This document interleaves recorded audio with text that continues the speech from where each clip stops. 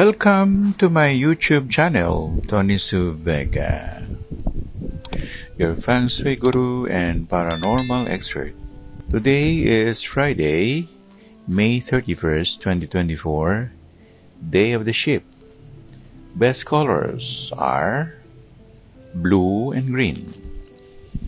Activities: prepare your compost file for you to have some sort of gardening in your backyard, like planting some ginger or herbs like tarragon.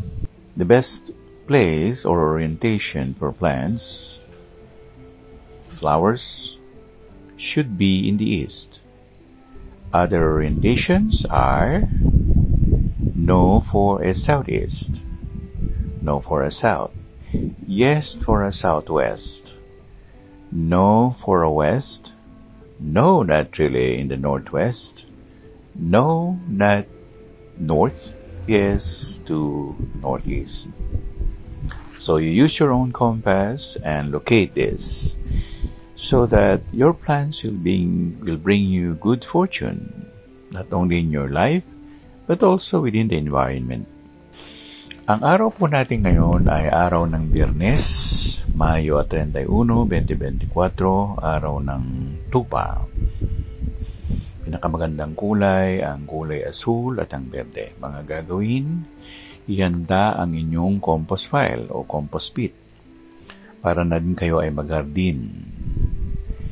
At doon ay lagyan ng mga halaman, tamnan ng mga halaman. Subalit, ilocate ang lugar. Anong pwede? East o silangan? Southwest o timog kanluran?